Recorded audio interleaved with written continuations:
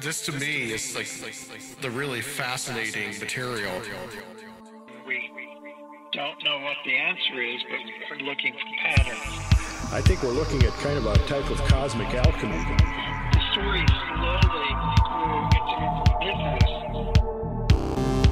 Still, a lot of people don't know that this technology actually exists. The possibilities here are pretty mind-boggling. We can't just believe that it was the work of these lone troubled individuals. Welcome back to Conspirinormal, guys. We have Rob. Rob is here. Hello, everybody. He's back from the hell that is. Oh, no. It's not Bleep festival that out, season. man. Yeah. I love it. I hate festival season.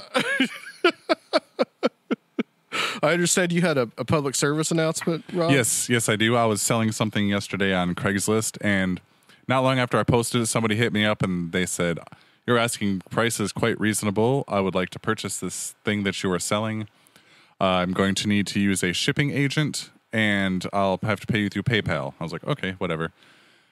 Sent my PayPal email, and they sent. I got an email a little while later that said, "You have a pending payment from PayPal, and this amount is for the item. This amount is for shipping." And then I got another email saying that I needed to pay all of this shipping costs to this shipping company before that money would actually show up on my PayPal account. I was like, well, so I checked my account online, and there's nothing pending there. So I was like, okay, let me Google this. And apparently this is a pretty common scam. So I just wanted to throw that out there. If somebody tells you need to pay for shipping for something that they're paying you to pay shipping for through, it's crap. And Surfiel, how you doing, buddy? I'm doing okay. Just back from vacation in the western Colorado, and just taking it easy and getting back to work, unfortunately. Yeah, it always sucks to get back to work, especially after a long, nice trip. Yes, sir. Well, as we've been doing, guys, we have the guests on the line, and I'm pretty excited about these couple of guests. One we've had on before, and one we have not. We have Jennifer Stein, who is a good friend of ours that we met in Minneapolis about 2 years ago. This is your third time, I think, Jennifer, isn't it? Yeah, this would be like... Might be. Yeah, I think so. It may be your well, technically it could be your fourth, because I was up there. Oh, yeah, that's right. Because I think the first time we did at the Paradigm Symposium that we had you on, and then I went up to Philadelphia, and we met up for lunch there with my uncle, who you know, and then we had you on for the show we did with Travis Walton to talk a little more about the Travis film, and now we have you on to talk about the MUFON Symposium that is coming up. And we also have Kathleen Marden, who is a new guest to the show. Kathleen, thank you for coming on Conspirinormal. Oh, it's my pleasure to be with you this evening. Absolutely. Thank you. And you, I believe you're the niece of Betty Hill. Is that correct? Yes, I am. Okay. I was 13 years old when they had their experience. Oh, wow. Yeah, so I definitely want to get into that. I've got all kinds of questions, but we have Jennifer here on the line to talk a little bit about the MUFON Symposium. And Jennifer, I understand that you are organizing that this year. Well, I have to say I'm part of an excellent team of people for sure. And it's a real pleasure, but I am technically holding the title as Symposium Chair. You are correct, which basically comes with a lot of headaches. It means the buck stops with me and I have to solve all the problems that nobody else solved. But it's going to be a great, great symposium. So how'd you get tricked into doing that this year? Lineup of people. How'd you get... Well, I think it's better if we don't. I think it's better if we don't go into some of those details. But it was sort of by default. Gotcha. You know, life throws many curveballs to all of us, and you know, we just have to kind of fly with the curveballs to come. So I stepped into the role about a year ago, but usually a conference is 2 to 3 years in the planning. Mm-hmm. And I was happy to step up to the job. You know, I'm a former event planner for many years. I did that professionally, so it's quite fell in my court. But I'll tell you, it's going to be December. I'm saying December. It's 27th, 28th, and 29th. And it will be at the Cherry Hill Crown Plaza. It's considered, we're calling it the Philadelphia Conference because it's the team that essentially organized it from the get-go. And Cherry Hill is just across the river. It's kind of like Minneapolis, St. Paul. They're like two cities next to each other, Camden and Philadelphia. And things are much more economically less expensive in New Jersey than they are in Philadelphia. So it's to the advantage of our guests that we went across the river, just a short hop, skip, and jump across the Ben Franklin Bridge. And we have an excellent conference facility called the Crown Plaza Hotel, which is large and sprawling, and we can accommodate up to about 1,000 people, although I think we'll probably have around 500. And we have a great lineup of speakers. Would you like me to tell you who's going to be there and what our theme is? Absolutely. That was going to be my next question. Well, first of all, what's the theme? Well, what's the theme? And then we'll kind of get into the speakers. And we have one of the speakers on the line, by the way. Yes, you do. Yes, you do. So the theme this year is UFOs, Extraterrestrials, and the Future of Humanity. And it's really kind of a forward-looking symposium with our speakers. We're trying to literally look a little bit into the future.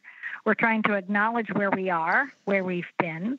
If anyone was at last year's MUFON Symposium, the title of that was The Secret Space Program, which was a very brave topic for MUFON to tackle because there was much debate about whether or not there is a secret space program. And MUFON takes the approach that this is our opportunity to invite experts in and let them give us their opinion.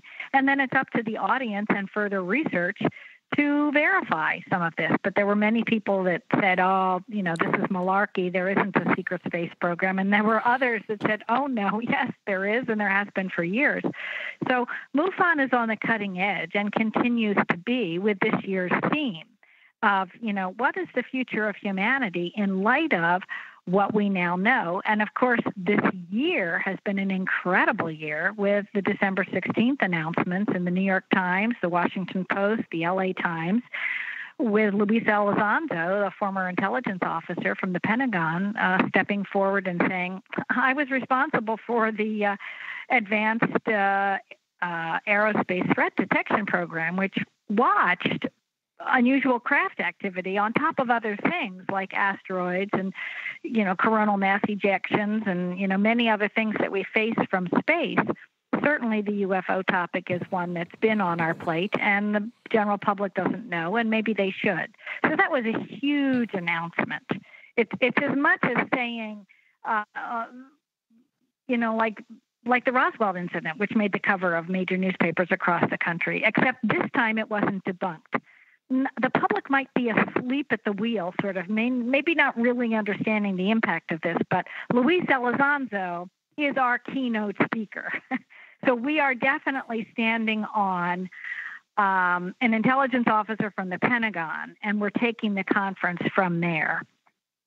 Okay. Just to preface what's happening. It's huge. It's huge, and it's very important. Yeah, it definitely sounds like it. That's been a big thing over the last, what has it been, 6-7 months now that came out? Yeah, I think that came out in December? Months. Yeah. December 16th, and we're almost 6 months to the day. Today's July 17th, so just about 6 months to the day.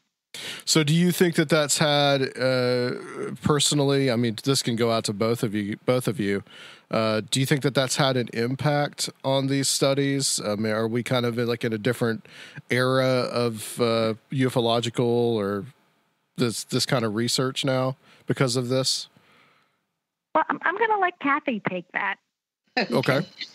In my opinion, the fact that we have several men who are former high officials in the federal government and who are considered to be mainstream and highly respected by the general population. And coming out and releasing this information does have an impact, I believe. I think that it's extremely important, and I'm very hopeful that they will move forward with the release of this evidence, because it's highly credible. Evidence coming from credible individuals. Okay.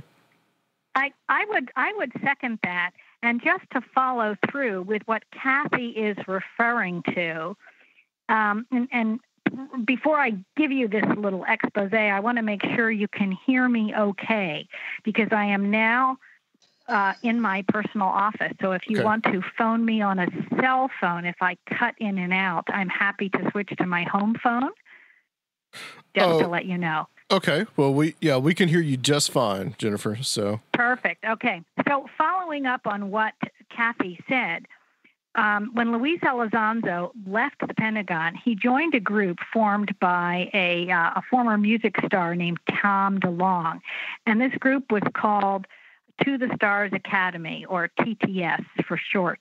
And the other people in this group are Jim Semivan, who was a former Central Intelligence Agency senior member, and Hal Puthoff, who is a physicist. And he worked for many years at Stanford. He worked with Ingo Swann, and he was part of a remote viewing project, but he was also part of many other high-level peer-reviewed groups, and he's a journal writer and an author, a highly respected gentleman. Steve Justice was a former program director for Lockheed Martin Aerospace Systems, and Chris Mellon. He was a former Deputy Secretary of Defense for the intelligence agency under the Clinton administration. So these are not your hospital worker in the back. Not that that should discredit anyone, but, this is not somebody walking a dog, smoking a cigarette, who's saying, hey, I saw something in the sky. These are literally insiders working in the intelligence, the aerospace industry, who are saying there has been a program afloat. This is the tip of the iceberg, and it is huge. I've heard Nick Pope speak very articulately about this, and I, will quote him to say that, we have been told publicly by our government, even under the Obama administration, there was a big initiative with the citizens' hearings to put pressure on the government to admit or come forward about any data that they had or were storing or were archiving about potential visitors or threats or communications from extraterrestrial civilizations. And the Obama administration blatantly denied it. So this information coming forward is in fact evidence for the American public and those in the media that are paying attention that in fact our media or our government has not been telling the truth, and our media has not been reporting well on this even since December 16th. So it's hugely important. And people who are in the know, who are, say, witnesses, experiencers, book readers, conference goers, they get it. And they're flocking in droves to conferences like the MUFON Symposium because they want the information, they want it firsthand. And I think this is the only public appearance that Luis Elizondo has made or will be making anytime soon. I want to put this out there, and I don't want to get too bogged down in this because this is like a show in and of itself. I've heard some criticism about To the Stars Academy and some of this other stuff that's kind of come out that a lot of people are saying that this could all be like some kind of intelligence agency obfuscation or something like that. Do you any thoughts on that? I may have some thoughts. Do you want to take a stab at that, Kathy? Well, in my opinion, whenever anything comes out, there are conspiracy theorists who are going to put a spin on whatever it is. I do not believe that these former intelligence officials, scientists, and people who work for the federal government in very high positions are doing this in order to trick all of us. And Commander Fravor, who was the pilot of one of these planes, has come out publicly and has stated that, and I have to say that he's highly credible. He had 3,500 hours of flying time, and all of this was done with federal money, but he had 16 years flying time. He said that it approached its supersonic speed, that it stopped at 80,000 feet, it dropped to 20,000 feet, and then it stopped at 50 feet above the ocean. He said that it looked like it was a 40-foot-long piece of Tic-Tac candy, that it moved like a ping pong ball over the water, that it accelerated at incredible speed. It moved in ways that we cannot. It moved against our aerodynamic rules. And he got within a half mile of the craft. He tracked it for 5 minutes. He said that unexplained metal alloys have been recovered. There were no wings, no rotor, extremely abrupt changes in direction. This is something that someone who's highly competent is coming forward and explaining. And so we have not only these people who are involved in government agencies who have joined this group. I know there have been a lot of questions about Tom DeLonge's part in this, but I have to commend him for being able to actually interest these scientists and government officials into taking part in this. And this is being released as the result of a Freedom of Information Act request. That information could not be released unless the federal government said it could. It had been a secret study. Yes, it's true. Mm-hmm. And so I think that, as I said before, whenever something like this happens, there is always going to be a rumbling beneath that, could this be another trick by the federal government? And, sooner or later we'll find out. But regardless of what happens, we have Commander Fravor's statements. We have the video evidence. And it is my understanding that the gun camera type radar that was used is extremely expensive, extremely accurate, high tech, new, and it costs a lot of money just to train these individuals to use this technology. This isn't some 1950s technology we're using here. Yeah, the Tic Tac video is very, very interesting. And to add to what you're saying, so the video was 2004. This study, I believe, was around 2007 to 2009. So all this is now coming out, and we're learning about it. And as far as that study is concerned, it was pretty grassroots. It didn't have a ton of funding. It was like $50 million, which is kind of a drop in the bucket. No, it was $22 million. Oh, it was even less. Okay. It was a line item buried in some other research, but it wasn't a study. Understand that this was literally set up by Senator Harry Reid, right, as sort of a secret program as part of our security agency to sort of protect our country. And it was involved in the military to be able to inform leaders, government agencies, and people in the military of really what are a potential aerospace threat could be. And it involved other things beyond just UFOs, but UFOs tended to be the consistent thing that landed on Luis Elizondo's desk. And it was funded by appropriations from 2007 to 2011. But then the funding dried up. Essentially, the job title disappeared for Luis, but the reports didn't stop coming. And upwards around 10 years later, 2017, he'd pretty much had it. And he said the government has got to put funding for this. They've got to take it seriously, and they're not taking it seriously.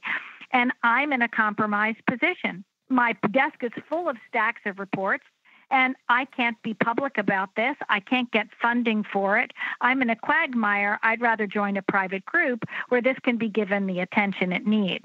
And I'll add one thing to Kathy's excellent expose on the seriousness and importance of David Fravor's report, who was this Navy pilot in the F-16 that was public and has done a number of videos online that anyone can go and look at.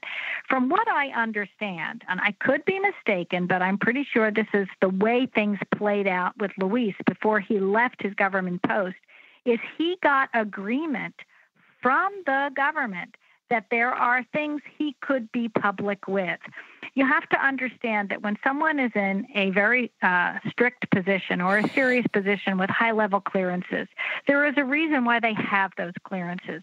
There is an understanding that basically, in a short nutshell, loose lips sink ships. And that, of course, is from the Second World War.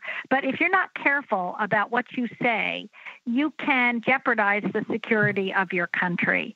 And you want to be always aware of who is listening to what you are communicating.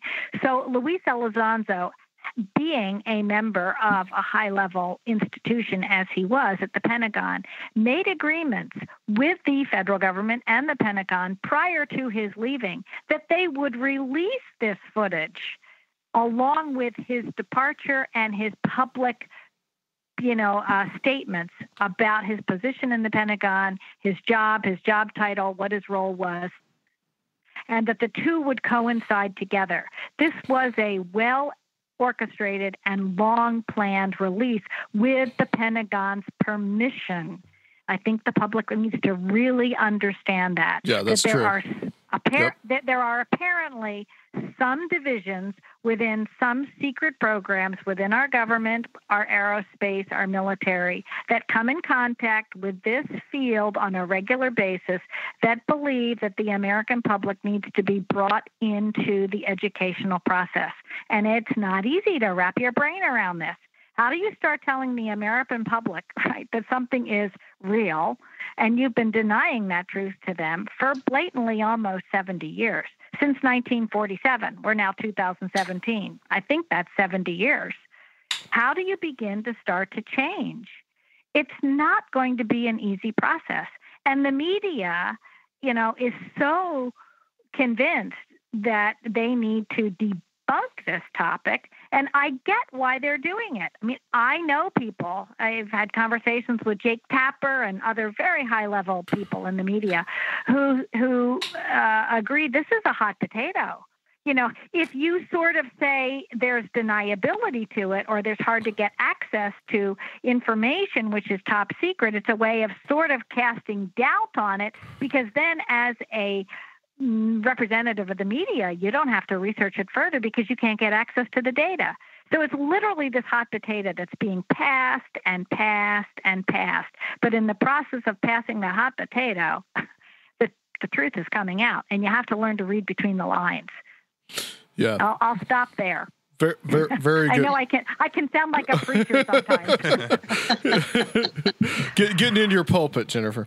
Oh boy. Well, let's talk a little bit more about the other guests that you're having at this conference symposium. Absolutely. There's some amazing people. Well, we start off Saturday with John Brandenburg, and he is a PhD plasma physicist, and he's worked in lots of areas in between NASA, the Lawrence Livermore Labs. He's a really fascinating guy and a really fun guy, and he's going to be sharing some mind-blowing information, in his scientific opinion, that there's lots of evidence that Mars was probably inhabited in the past, and it lost its atmosphere, and it was probably an advanced civilization.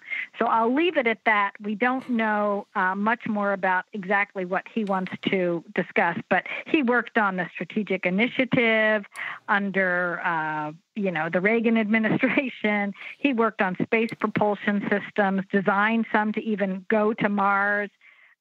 He's just an amazing fellow, and I think he's really going to enlighten us all. And after him, we have Lynn Katai, who's going to be speaking. And many people know Lynn well from the Phoenix Lights. Not only did she write a book about the Phoenix Lights, but she also did this very famous documentary. And Lynn is no slouch. She's a medical doctor who basically decided that the UFO topic was is equally important as her own medical career. And she's been paving the way as a spokesperson for all sorts of things like the freedom of information, don't doubt what you saw, get involved in your community as she did with the Phoenix City Council, pushing the issue that probably the Phoenix Lights was America's largest massive sighting that ever happened, with probably over 10,000 people. Those are kind of guesstimated numbers from people that phoned in, people that reported things, people that were interviewed for the film, and people that talked to the city council members. It's a bit of a guesstimation, but it's probably pretty accurate. And the issue is still debunked today, and yet there are, literally 100 pieces of film footage of this craft that flew over Phoenix. And the governor said that he saw something at the time. Right. Yep. Clive Symington openly admitted that he was pressured to debunk it. Yeah. Which he did in a city council meeting, and poor Frances Barwood. Oh my goodness. She was the city council person that brought it to the attention of the Phoenix, city council. And then she was ridiculed for even bringing it up. People ignored her. And she eventually left the city council, I think, and she moved to Flagstaff, which is a shame. But yes, so she's our second speaker, and she's going to be really speaking about how do we address the issue with future generations? Because we have to start bringing in young people into this discussion. They have to start educating themselves, and they have to be the next generation of researchers. And I think that will happen. But again, our debunking campaign has been pretty successful, and many young people are so wrapped up in instantaneous gratification that they don't sit down and read a book or study history. And to really understand this 70-year truth embargo on the UFO topic, you need to kind of start, being a bit of a bookworm. So she's going to talk about future generations. Next, we have Nick Pope. He's going to be speaking about the world in 2045, and I've seen part of this presentation already that he gave in Pittsburgh last year, and it was a knockout. You don't know the things we're going to have to deal with and face. I mean, we're just starting to feel some of the periphery of this, with the Facebook leaks of personal information, and what we live with in the social media world. It's a brave new world out there in the future. And he's going to address how the UFO topic comes to play with all of the technologies which will come into play. So again, we're going back to our theme, which is this overarching arch, for people to understand. Robert Wood will be speaking. He's a PhD, an amazing gentleman in his own right, worked for McDonnell Douglas for many, many years and has been a long-term member of MUFON. I'm sure Kathy, who has been on the board of MUFON, if I'm not mistaken, correct? Kathy, you know Bob very well. I know Bob well, but I have not been on MUFON's board of directors. Oh, forgive me. Okay, I'm misunderstanding. I have sat on some board meetings before, but... Yeah. I didn't want to add that to the list of things I did. That's okay. So Bob Wood will be discussing alien viruses, crashed UFOs, MJ-12, and biowarfare. He's also recently written a book about the controversial gentleman named Bill Tompkins, who just passed away, but who was a speaker last year in Las Vegas. I got to meet Bill and speak with him and hear him present. So you probably know who Bill Tompkins is. Do you not, Adam? The name doesn't ring a bell, no. Oh, okay. Well, Bill Tompkins is a very fascinating person for your listeners to research. You're giving me guest ideas here, Jennifer. Yes. So. Now deceased. Okay, yeah. He's deceased. Yeah, Bill only just recently passed away. He was 93, but he was all there, and he gave a knockout presentation at the Secret Space Program Symposium last year in Las Vegas. So any listener, if they want, can actually watch that at MUFON TV. I think we've had it up for a while, maybe as a free video people could watch, or for a small fee a month. I think it's like $4.99 a month. You can become a member and watch a lot of past conferences and past presentations. But Bill worked inside the highest levels of the secret space program through the Second World War and straight on up to, I think, the late 90s. So he's a fascinating talk. And the reason I'm mentioning Bill Tompkins is Robert Wood, who will be speaking on alien viruses and, of course, UFOs and MJ-12. He knew Bill Tompkins very well, and his latest book is just coming out on Bill Tompkins called Selected by Extraterrestrials. So just to pique your interest and your listeners' interest. After Robert Wood, we have Ted Peters, who's going to be talking about the future of humanity, literally, our theme, from a theological perspective. So Ted has written a number of books, and he's a theologian from Berkeley, California, and he's written several books on this topic. He also produces a journal on a regular basis. His recent book is called UFOs, God Chariots, like sort of a question. And then the subtitle is Spirituality, Ancient Aliens, Religious Yearnings in the Age of Extraterrestrials.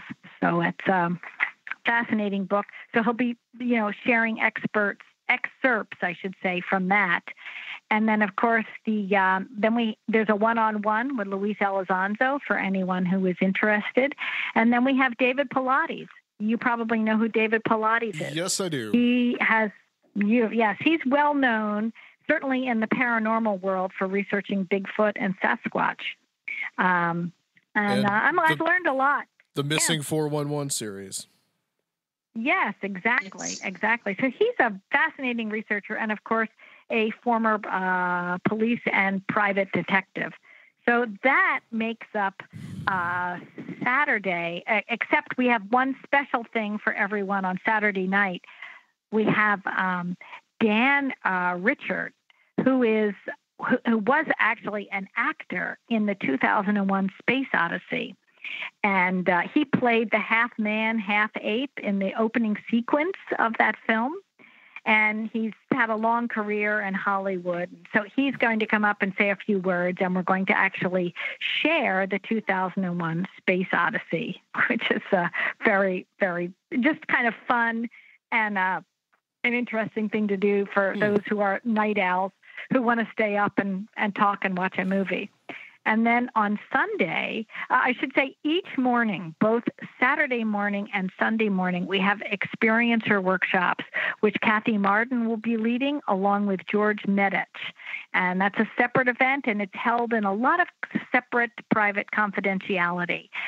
There are no video cameras that are allowed in there, no audio recording, and everyone who comes in agrees to keep the confidentiality of what they hear and share there. And it's basically a group opportunity for people to hear what other experiencers are experiencing. And I think sometimes that gives people courage to go forward. So I missed stating that our Saturday morning begins with that as a separate private event if people want to attend that. So then Sunday morning, we have Don Dundiri, who will be presenting, and he's a PhD. The title of his talk is The American Personality Inventory. And I'm going to let Kathy say a little bit about Don Dundiri, because I've been talking too much, and she has worked closely with him in her research. Okay. For the past 3 years, Dr. Dundiri and I have been working on a comprehensive study on experiencers. And we had well over 700 people who participated. And after we had eliminated those who did not complete the survey and those who we had identified as hoaxers, we ended up with 516 good surveys. So I have done a commonality study on this, but Dr. Don Derry, who is a recently retired psychologist and statistician from McGill University, took part in the development of the American Personality Inventory. This was developed by Bud Hopkins and Ted Davis, who is a psychiatric social worker from Long Island. And they used the Minnesota Multiphasic Personality Inventory as a basis, sort of a foundation for developing this inventory. It took a very long time. They had many, many people who participated in this, but they were able to positively identify those who have UFO Abduction Syndrome as a separate category from experiencers in general, as a separate category from people who might be wannabes, and as a separate category from the general public who doesn't know a lot about this. It was very well tested and standardized by Dr. Don Derry, and he administered that to 188 participants who were willing to take part in phase 2 of our study. And we have some very, very interesting results. Well, what does he mean by UFO abduction syndrome? That's interesting. I've not heard this before. That is a syndrome that was identified because the people who have this have a certain set of knowledge, even secret knowledge, that people who are abductees have. And in addition to that, on this test that they take, they also show that they have the emotional signature of those who have been abducted by non-human entities. So that's what it is. But they're not certain that they have been? Well, they might be certain that they have been. This test, I've taken this test, let me tell you, and you cannot fake this test out. The questions are not very straightforward at all.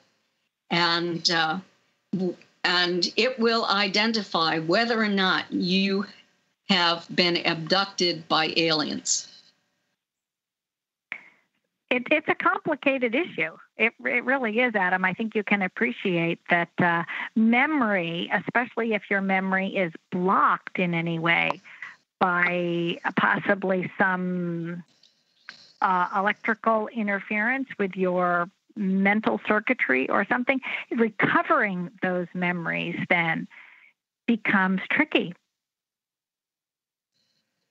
What is there an example of a type of question that is asked? Do you let me think. Do you feel like you would like to be a fish in water? Huh. So it's more psychological profiling. Very similar to that. I don't have the test in front of me right now, but that is the type of question you might get on this test. I'll add that I have not taken the test, but I have read a little bit about it, Adam, and I would say there are many different institutions which can employ different levels of testing. I know some industry people who used to use a particular caliber test to do an evaluation of an employee before they would hire them to understand how they would respond, say, in a stressful situation. Sure. Will they tend to act towards aggressiveness towards their fellow employees or their management staff when their own, say, standards of of excellence have been compromised or they feel threatened or something. And there's ways to evaluate how truthful a person may be. Even if they say one thing, their personality testing may reveal a completely different set of circumstances. And there are ways to set up testing questions that can reveal this. That's why people get PhDs in psychology. There's actually a field to this. And experts in the field who can give you insights into maybe a situation that you might not otherwise get without these levels of questions upon questions upon questions that can reveal a deeper subtext going on. Is there a place that you can go to take this test, like online? There isn't currently. MUFON has been attempting to set this up so that we can use it in our field investigations. Right now, an individual would have to make a request to have this, to be able to take this test. It would go hand in hand with an investigation of the individual's experiences, because that is very important as well. But I do want to stress that if you did not meet the target or come very close to the target as having UFO abduction syndrome, that does not mean that you're not an experiencer.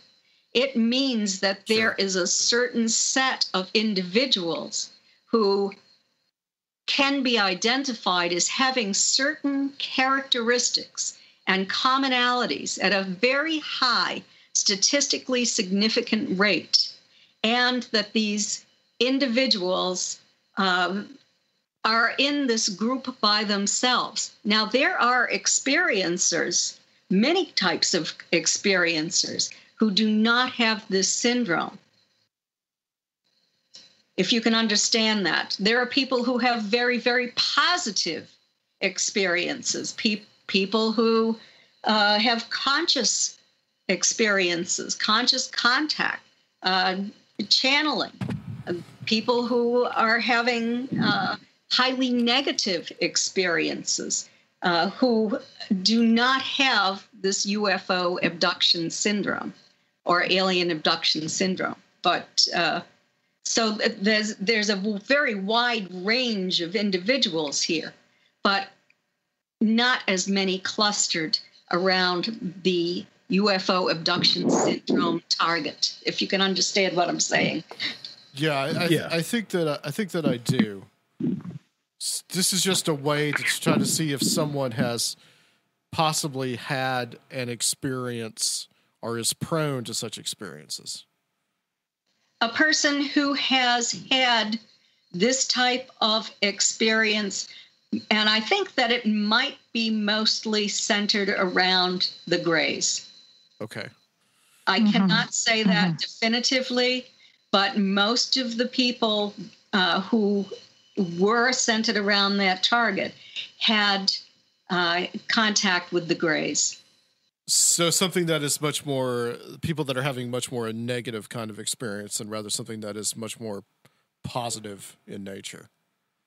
Not necessarily very negative. We had others who were having very negative experiences who were not clustered around the target. Okay. And there were people who hit the target who said that their experiences were both positive and negative, but not that bad. Let me give you an example. Okay. When we asked the individuals who participated in our survey if they could end their experiences today, if it were possible, 71% said that they would not want to end their experiences. Interesting. That's amazing. Isn't that interesting? Yes. That's fascinating. Mm-hmm. And Kathy, I was just going to interject and say there are some other very interesting statistics, too, that Kathy can share with you about whether or not it was an overall positive experience, that Adam may not be privy to your research, but I would encourage you to share it, Kathy. Yes, well, I'm going to be presenting it at the symposium on Sunday, but there is some fascinating information that I have revealed so far. We had 118 questions, but some of the most highly significant information that we discovered is that those who were in the abductee group observed a UFO at less than 500 feet in the distance. Among the survey takers in general, it was 65%. We also discovered that this is generational, particularly among those in that abductee group. And I think that was highly significant. Among the abductee group, 60% of their family members observed a UFO up close, whereas it was 50% for the survey takers in general. When we asked if family members had been abducted or contacted, depending upon, the quote, different types of experiences, 60% said that family members had been abducted. It was 41% overall for the survey. So you can see a difference there. Also, something that was borne out by our study that has been identified in previous academic studies is that this increased people's spirituality. We asked if these individuals had practiced a formal religion or had a formal religious belief. And we discovered that a fairly high percentage did. But then we asked if this experience changed their religious beliefs in any way. And some of them said, yes, it changed them, but it was always that among the abductee group that they became more highly spiritual, also psychic, intuitive, empathic, where they could actually feel other people's emotions. And they stated that the non-human entities that they interacted with could feel their emotions as well. So this was very, very interesting to me. When we asked, are you an empath, for example, can you sense the energy, emotions, and physical well-being of others? 95% of the abductee group stated that they are empaths. It was 81% among the survey takers. So still very high. I'm trying to think of something else. Oh, something that I wanted to clarify was we've heard so many skeptics state that these individuals are only having sleep paralysis and hypnagogic or hypnopompic hallucinations. I wanted to ask the question, have you awoken and found that you were paralyzed and could only move your eyes, yet you detected an entity in the room? And of a highly significant percentage, I don't have that right in front of me right now, stated that they had that experience. I then asked, have you been awake and moving, but then saw an entity in your room, or I didn't say in your room, I just saw an entity, and then you became paralyzed? Well, the survey takers' percentage decreased when asked that question. But the abductee group had a highly significant rate of participants in the survey who stated that they had been awake, they had been moving, they saw a non-human entity, and then they became paralyzed. That's fascinating. That's it's like all of a sudden, in the middle of their daytime life, it could happen. Yes. It could happen anywhere. Wow. Another thing that we asked about was paranormal activity. In 2012, Denise Stoner and I did a survey among 75 individuals. It was a small research study. We had 50 participants who stated that they were abductees, and we had 25 who stated that they had never had that type of experience. We wanted to determine whether or not these people who were experiencers were a special category apart from the general population, if they had certain commonalities. And we discovered 23 commonalities that they all shared. Well, then we found out that 88% stated they had paranormal activity in their homes. We didn't ask what type of activity. So on this MUFON ERT, Experiencer Research Team study, we did ask that question.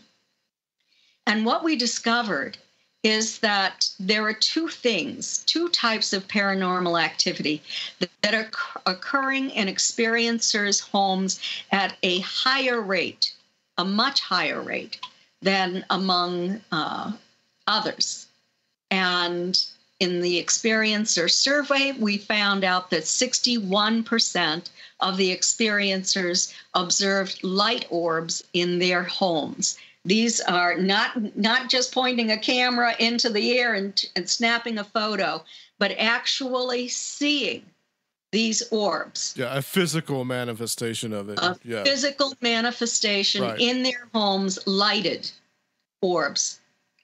Another thing that we discovered is that we asked the question, have you experienced a sensation of unexplained motion in your mattress, such as the feeling that something unseen is walking on your bed?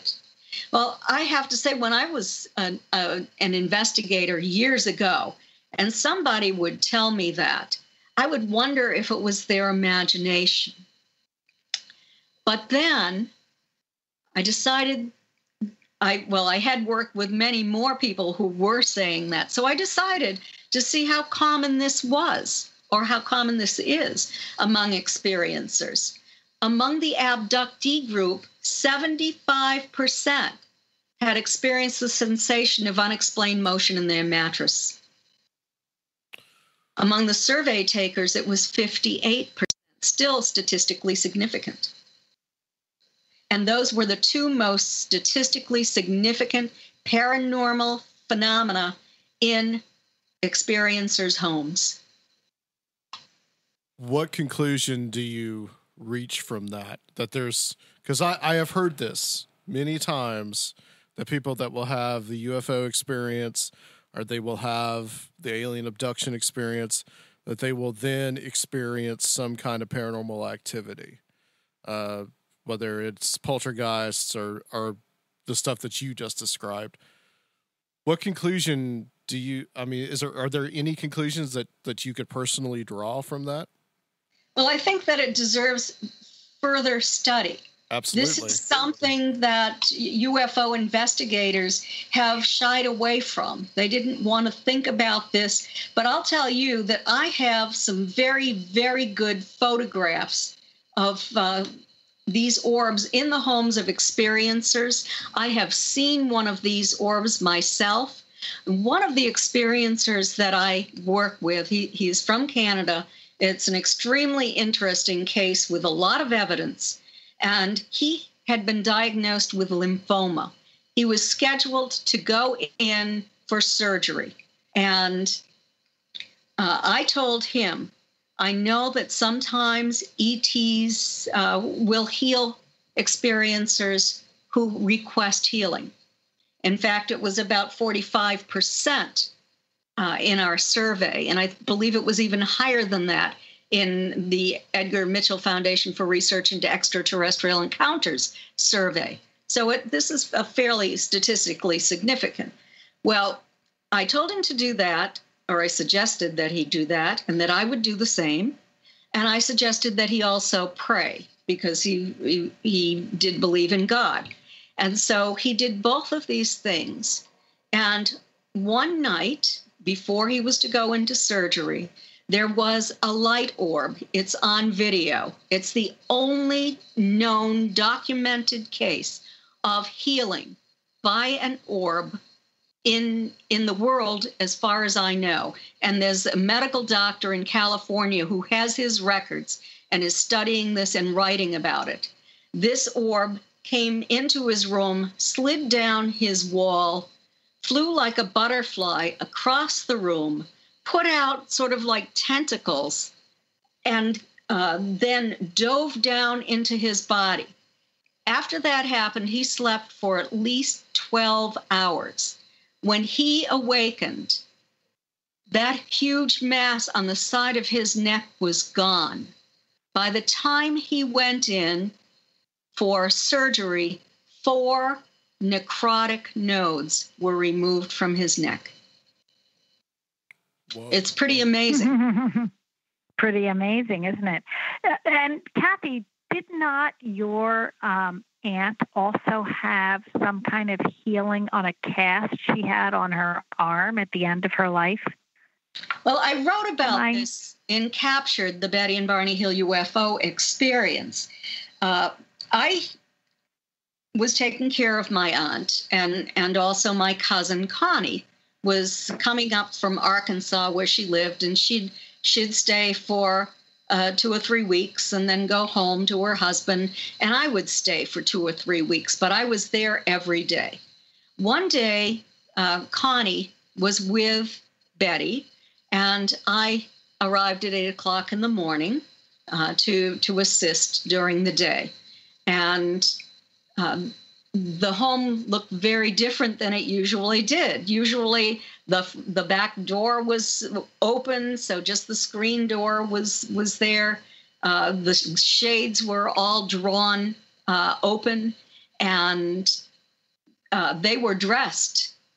That morning, they had both slept very, very late. The door was closed. The shades were still drawn. And something highly significant happened during the night. Betty had a fractured wrist, and she was also paralyzed in the other arm due to the cancerous tumor that was on the upper right section of her lung, squeezing the brachial plexus nerve. And what happened was that this cast, it wasn't really a hard cast, it was more of a soft cast that was wrapped around her arm by the physician, was off her arm and folded up on a chair across the room. Well, Betty couldn't possibly have folded it, and she couldn't have walked to that chair because she was paralyzed. She was not able to walk either because of the damage that this cancerous tumor was doing to her body. So that happened. Then Betty suddenly seemed to be a lot better. Her eyes were bright. They had been kind of glazed over. This was in the end stages of cancer. This happened in June. She died in October. We know that people rally oftentimes just before their deaths, but this was several months before, so it can't be explained as that. She grew stronger in many ways. It almost seemed like a miracle was going to be performed. We had a medical doctor in who was documenting this. Hospice was amazed by the changes they saw in Betty. And also her cat, Raisa, who had always been by Betty's side, suddenly became terrified of Betty and would skirt the perimeter of the room, wouldn't go near Betty for an entire week, and spent that week under the bed unless she was going to the kitty litter box or to eat. So it was something that was pretty amazing. Unfortunately, Betty's health did decline after a couple of weeks, and then the cancer took its regular course. But it was very interesting that occurred. That is absolutely I find fascinating. that amazing. Yeah, that's fascinating. Kathleen, she continued to have experiences, right? After the 1961 experience, did she continue to have these types of experiences for the rest of her life? Well, Betty denied having had these types of experiences for the rest of her life. I think that she denied it for the same reason that many of those early experiencers denied it, because with all of the evidence she and Barney had, which was a tremendous amount of evidence, radar evidence, 12 to 14 witnesses to the UFO that night, physical evidence, and they were so savagely debunked by disinformants. Who would want to go forward and say, I'm having these experiences, but I don't have any evidence this time? It would have been ridiculous. But I do believe that she did have continuing experiences. And I know that two individuals who were riding with her, whom I spoke to and who were also in Betty's written record, were riding with Betty at night when, in the first case, a UFO came down and was flying along right beside the car, and something seems to have happened. They had some missing time. In the other case, he and Betty were riding along at night, and all of a sudden they felt as if the car was being lifted up into the air. And the next thing they knew, the car was coming down on a new section of road several miles ahead of where they had been. So I do believe that something happened in those cases. And knowing that this is something that repeats over and over again throughout a person's lifetime, our statistics indicate this. I'm not at all surprised that Betty had continuing experiences. So that's a lot to take in, just about what we're offering as part of our team, right? It's like UFOs, extraterrestrials, and the future of humanity. Like, where do we go? How do we wrap our brains around this? It's a lot to take in and digest. Yeah, there's a lot to it, Jennifer and Kathleen. There's a lot to this phenomenon that absolutely. I think that people look at this and say, well, it's just little gray men or green men or whatever color that they're coming down and they're taking people and that's it. But I think that there's so much more to this than, and I think that this research that Kathleen is doing and that others are doing that is really bearing this out. Absolutely. It is the frontier of the understanding of our human condition and maybe the understanding of our human history. This may have been going on for thousands of years, and we change in our ability and on our approach to be able to digest this. I mean, maybe in ancient times it was dealt with as the devil, and then, gradually it was dealt with differently, as we moved in our consciousness. But if we're going to advance as fairies, the fae folk, maybe? Right. Of course, sure. All sorts of things. I mean, you go back and look at mythological texts and you can see evidence of what I think is extraterrestrial interference as it was dealt with by the church, by the spiritual communities, by the different cultures. I mean, you look in the indigenous tribes, there's their own mythology about things like this. Healings, I mean, Native Americans take people into mountains and leave them and wait for the lights to show up to heal them. And then they come back and pick them up 2 days later, and they're changed people and their names are changed. I mean, you find this again and again and again in different traditions. Kathleen, it's a. Oh, go ahead, Yes. Jennifer. Yeah. Well, Go ahead. No, I'll let Kathy jump in. Well, I was going to ask you, and I really think that we're going to have to do another show with you, Kathleen, just about the Betty and Barney Hill, because this has gone, I think, in another direction. Yeah. But I've talked about Betty and Barney thousands of times. yeah, and we could do another show just going into that and going into like trying, because I did read about your article about debunking the debunkers on that, and I really want to get your point of view because you're really close to this. But being so close to it, how did that experience, and this goes into what we've been talking about, how did that experience change them, Betty and Barney both? Was there like a definite before 1961, this is how they were, and after they're totally, or were they totally different? It changed them in many ways. Initially, it changed Barney from being a very self-confident, strong, wonderful, intelligent, articulate man into a man who was frightened, a man who was deeply disturbed because he had conscious, continuous recall of observing non-human entities on a craft that were looking down at him, and he felt that he was going to be captured like a bug in a net. That was his statement.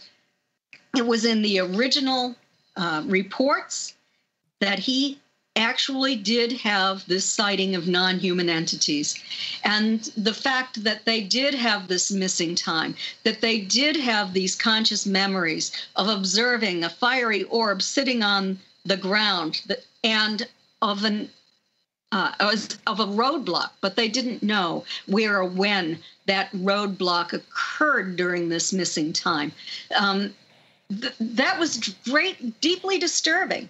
The fact that his best dress shoes were so deeply scraped that he had to buy new shoes, and he had no prosaic explanation for that. That Betty's dress was torn in several places, and then developed a pink powder that grew on it, pink powdery substance. The spots on the trunk of the car that caused the compass to spin and spin, indicating that there was a magnetic field around the trunk of the car. We've seen that in other cases of alien abduction. All of these things played on Betty's and Barney's minds. So that was one way that they changed. Another way that they changed is they no longer viewed themselves as people from a nationalistic nation. They viewed themselves as inhabitants of the earth, and they went on to help many, many other people who were less fortunate than themselves.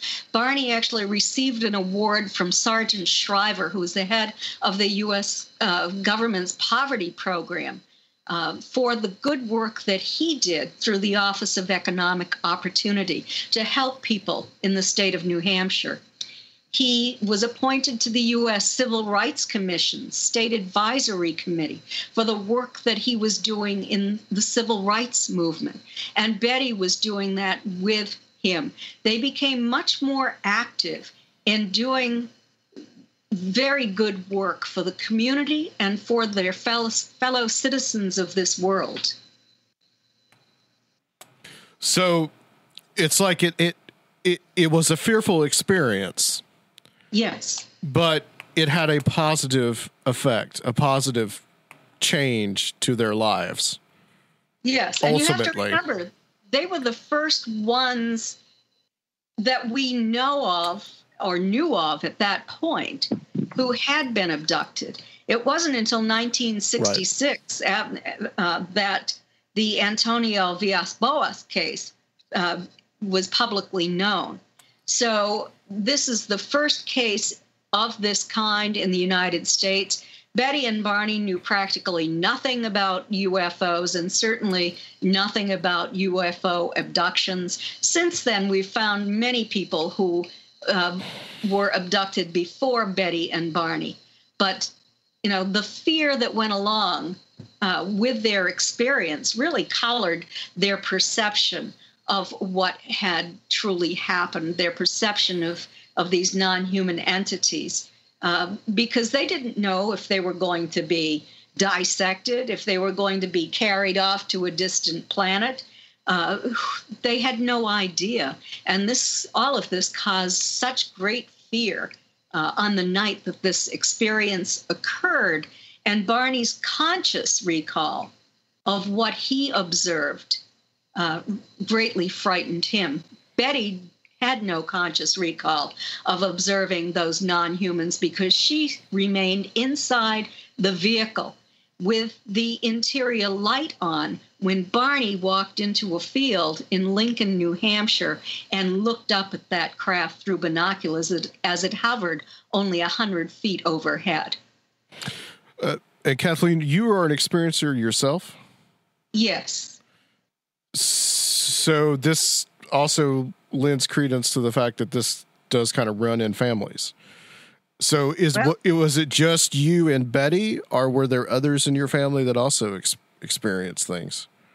Well, I have to tell you that I have just recently come out publicly and stated this, although my case was investigated way back in the 1970s by Dr. James Harder. Okay. And by others. I was hypnotized by Bud Hopkins. I met with John Mack, with John Carpenter. So many people were aware of this. But yes, I think that I was 17 when it happened for the first time. I can't say that with certainty. Sure. Betty was one. My mother was also taken. At the same time? My mother was taken independently from Betty. Okay. My mother and I were taken together when I was 17, but there were other times when, for example, my mother always went grocery shopping on Friday evening. And she'd go out, she'd get the groceries, and then she'd be home, by 9 o'clock at night at the latest. Well, one night she went out and got the groceries, and she simply didn't come home. My father was distraught. He didn't know what had happened to her. And she showed up, not knowing that she was late, and she had frozen food in the car. The frozen food was thawed. The ice cream was soup, and no explanation for what had occurred. So, that's possibly, I can't think of any rational explanation for that. It sounds like she might have been abducted then, too. I want to add something Interesting. Jennifer, we talked, we did have Travis on the show and we talked to him, and it was very much the same kind of course of events. That there was the way he was before his experience, and then there's the way that he is after. And so it does seem to change people on a very fundamental kind of level. And there's a parallel to near-death experiences, because people will have those. Oh, absolutely. And they will change. Their total personality will change. And yes. I did get Travis to talk a little bit about a paranormal experience that he had as well, something to do with his son. I think saving his son from was it a fire? I can't remember. I'd have to go back and listen. But it was something that he said that happened, that he heard a voice in his head to say to go check on his son, and he went to check on him, and something bad was about to happen. He was able to get him. So there's that element again in all this.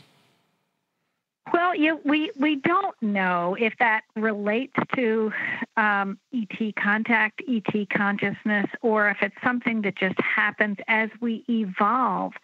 either in our aging process as humans or depending on how we seek in our lives, how open we are psychologically and emotionally and spiritually to certain events.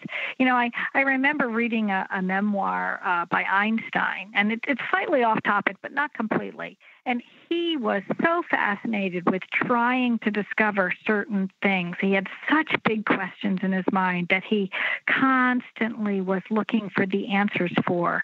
And he would get downloads. He would have dreams, and he would wake up and write things down. And many of his discoveries came from insights that literally came in seconds, where suddenly, because of his thinking about something, he was able to connect some synapses and either download or understand, or some parts of his brain that maybe were subconscious levels were communicating to higher, more conscious levels of something important that he was seeking. So I think there's a lot to consciousness that we don't completely understand. But certainly, if you start to deal with abductions, the whole concept that we could not be alone in the universe, what does that mean? How does contact change you? In fact, I wanted to mention that we are actually having a whole specific panel focused on this, like the experience of being an ET contact person. How does it change you? And this is a private panel we're doing on Sunday. Not to wrap this back to the conference, but I'm sort of doing that to say that that this is exactly what we're going to be dealing with. And the people on the panel are not only Kathleen Marden and Travis Walton, but also Dom Dundiri, who's worked closely with Kathy, and Randall Nickerson and Selma Sadek. Do you know those names? And have you heard about the Ariel School phenomenon that occurred in Zimbabwe in 1994? I don't know the names, but I do know the Ariel School. Yes. Right. I'm not sure if these two gentlemen do, though. So you may want to explain it. In 1994, if I'm correct in my timing, I am. There was a school. But actually, I think it was a missionary school called the Ariel School in East Zimbabwe. And it had about maybe 100 students in it, literally from kindergarten through 12th grade. And there were 60 school students on the playground during this event, where I think it was around noon, this light suddenly, bright light, showed closely in the sky above the schoolyard, then turned into a craft. That craft landed less than 500 feet from the schoolyard. Beings got out of that craft, maneuvered around the craft, kind of hovering, and literally made eye-to-eye contact with a number of the school students who claimed that they felt they were telepathically communicated with by these beings, and there were scenes of the future which may not be messages or warnings communicated to them about the care for the earth, the care for our fellow human beings, the evolution of human consciousness. I mean, very, very far out concepts that these children that ranged in age from like 5 or 6 to like 15 were trying to communicate. And the only reason we have this is it made national news. I mean, it was a huge sighting.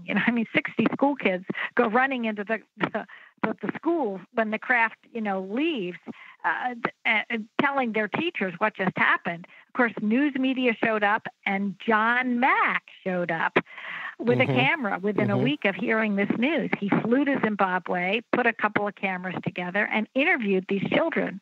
And one of those children is going to be at our conference. Her name is Selma Sadek. And anyone can go online and probably find footage about this. But Randall Nickerson is a filmmaker in New York City. He has been working on a documentary about this very famous Zimbabwe school incident, and it's called The Ariel Phenomenon, and it should be out probably later this year as a documentary film. So this is part of what concludes our Sunday program, along with Travis Walton speaking and Kathleen Marden. So that's our full arch of what we are addressing with our theme of UFOs, extraterrestrials, and the future of humanity. We're really trying to open people's minds to what happens when you take this seriously, when you're an experiencer, how do you go forward, how do you fit into the rest of the world, and make sense of it for yourself. It's not an easy topic, and I think in community and with others who are trying to do the same thing, we're more likely to be better at what we are doing than if we try to do it completely alone. Let me open this up to, do you guys have any questions? Do you want to ask? Not really. It just sounds like a very interesting conference. I wish I could join you. Yeah, I want to. Oh, we do too. I'm very excited about this conference. I have been waiting to hear Dr. John Brandenburg and about the evidence that he discovered on the surface of Mars with NASA funding and, of 2 thermonuclear explosions. I can't wait to hear his lecture. Yes, yeah. me too. Yeah, I want to elaborate and say that I like the direction that you take these conferences, that you're kind of injecting real current things and, being really open to more modern trends and the evolution of the whole phenomenon as well. I think you're doing a great job of that. Well, thanks very much. They're not easy to put on. I'll bet. They take a year of planning, and we take great financial risk at doing them as well. So, to fly in all these speakers, and we do it because it's an opportunity for us as members of MUFON, which is a wide variety of members. Some are field investigators, some are just event coordinators like myself, but, there's a large group of people that all want to learn, and we want to learn beyond what we're capable of just learning ourselves. And there's also something very important. You can do a lot of research on the internet, but you have to really develop your higher mind or your skeptic self to say you have to kind of take a lot of things with a grain of salt. And when you come by them 3 or 4 or 5 or 6 times, or you're an experiencer yourself, or you get to meet the people firsthand who were the experiencers, it changes your relationship to how you digest and relate to that material. If you have a relationship with the people that you can always call up or email or see again at another conference and ask them a deeper question. So conferences and personal experience like this are a totally different entity than just, reading a book or watching something online. So if any of your listeners are on the fence about whether or not it's important to come, it's hugely important. You develop friends, and going year after year, it's almost like seeing a family, like a cosmic family of friends that are really trying to rattle with this issue. And there's some comfort in knowing people are struggling like you are, and also learning like you are. And if we do have disclosure, say maybe with a big D rather than a little d, like maybe a Luis Elizondo's coming forward with maybe disclosure in a slightly smaller way, because it certainly wasn't right.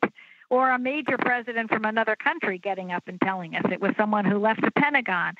Still, it's disclosure. And if we have major disclosure, people are going to need to be able to rely on other people with this topic from before and develop a way of dealing with it.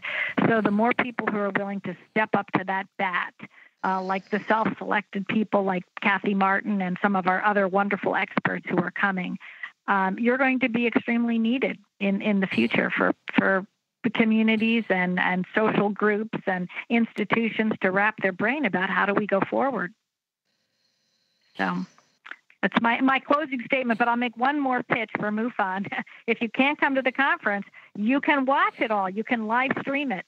So there is a way, I think it's $74. Instead of attending the conference, you can literally live stream it or then watch it later and have access for a year to all of MUFON's video files. And MUFON TV is its own designated channel online. It's a pay-per-view network, but you can garner and see gathered in one place lots of incredible video information specifically on this topic. And it's very poignant. It's not like watching Ancient Aliens. Not that I'm dishing Ancient Aliens, I'm not.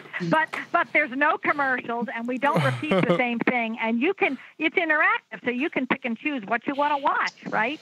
So you can watch the talking about his his work directly with what he thinks was an alien species that worked with him in the government from time to time. So it's fascinating. And it's fascinating. And Jennifer, what are the dates again? The dates are July 27th, 28th, and 29th. And you can go to MUFONSymposium.com to look at all the events. I'll pitch one more thing if I have a moment to as well. Because MUFON's mission is about the future of humanity, and so is our mission statement for, the title of this conference. It's UFOs, Extraterrestrials, and the Future of Humanity. We're really trying to reach out to the general public. So we're doing something that has never, ever been done before. We're offering 2 lectures for free on Friday morning. For those people who are slightly on the fence, who don't know if it's worth flopping down $100 a day or something or $100 for Saturday or Sunday to come, and they want to know if it's worth their while, they can come and hear Travis Walton or Lynn Katai on Friday. And for those who can't afford anything, we also have a film screening that's going on all day Saturday and all day Sunday. So there are films going all day, and at least 4 or 5 of those films have filmmakers who will be there introducing the films, and there'll be people in those films doing Q&A afterwards. So we've made a big effort to outreach to that future of humanity, the younger generations, and the people about whether or not it's worth to pay to come to a conference. They can come and literally check it out. But to some extent, they can see some programs for free. Not everything, of course, as we have to pay the hotel bill when it comes down to it, but yeah, that can be expensive. It can be, and we get it. Kathleen, yes. Please tell everybody where they can see your work and where your books are available. You can go to Kathleen with a K -Marden, MARDEN.com. And that is my website. My autographed copies of my 4 books are available there, or through Amazon, through bookstores. They're published, not self-published. They're published by a regular professional publisher. And I have a 5th book, which will be coming out in 2019, that has just been picked up by a very large publisher. Congratulations. Yeah, very cool. Thanks. Very cool. Well, thank you so much. Stay on the line for us. We're going to close this section out, but we will be back for some more tomfoolery on Conspirinormal.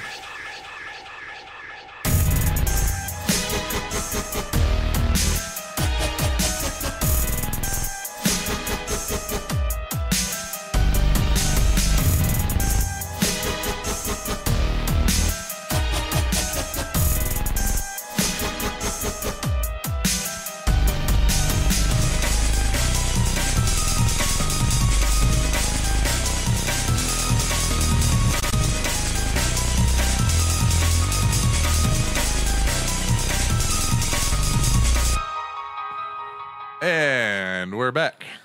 Rob, it's so good to have you back. It's good to be back. I miss you guys. We missed you too. We miss you. You know, I've been really stressed out with work and everything, and it's nice to have these fun little recreational moments. Yes. Kind of warm in here though. I almost took my shirt off. I was gonna brew out with you guys. I don't know if that's cool. But it's on video, so you can... we could all take our shirts off. I'm sure the ladies out there would really love to see that. Me and Adam have some fresh cuts. Yeah, we do.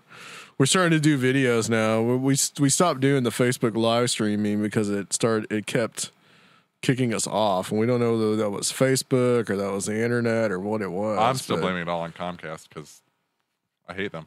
Illuminati.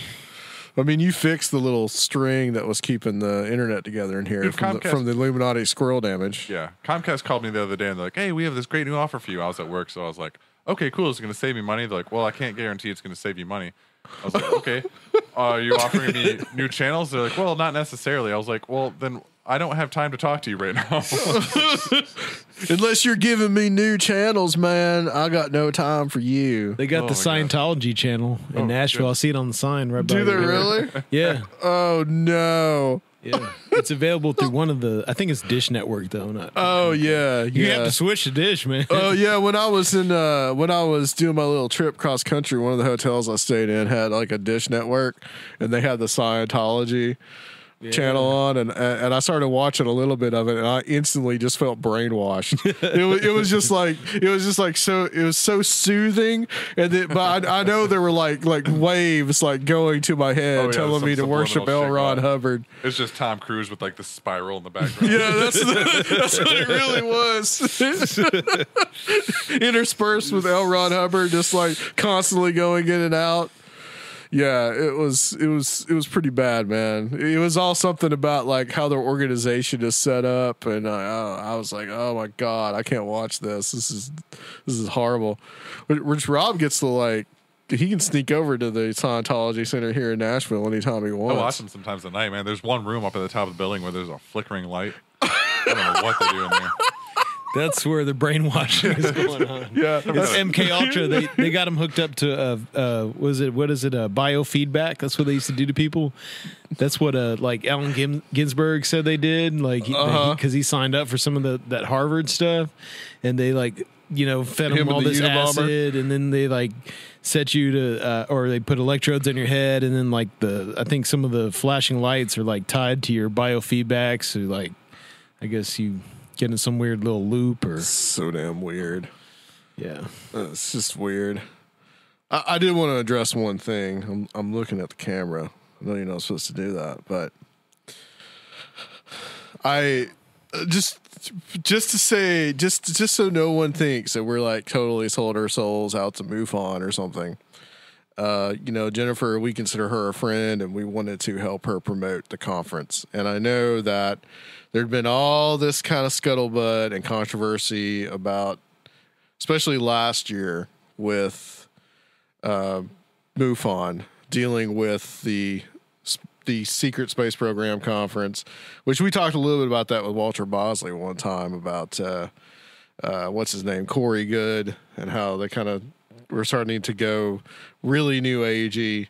And then the whole John Ventry thing where he had made some kind of racist posts and all that. Mm-hmm. All that stuff is there, take it as you will. I didn't really want to get into the controversy on that because that would have just bogged down the entire conversation.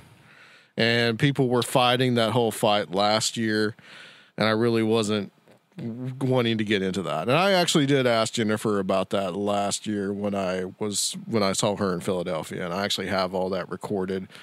It's from her point of view, but it is what it is. We're not associated or affiliated with MUFON. It was helping out someone that we consider a friend. Right. Well, and I do want to address also that it's the Mutual UFO Network. It's supposed to be a place for people, right, with all kinds of different ideas and experiences, and sort of a melting pot of, a continuation of what was back in the day Project Blue Book, which got canceled and dissolved and hidden and buried, and then you've got these other things that kind of pop up, and this is it's a non-government thing. It's people put their own time, their energy into these things, and they do tend to evolve. And you can't blame anyone.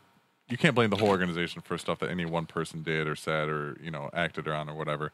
But it is nice to have that out there, that sort of grouping and that connection and that organizational kind of sharing sort of an idea. So. Yeah, and there's many groups that do it. And MUFON is there's been a lot of criticism about MUFON in the past.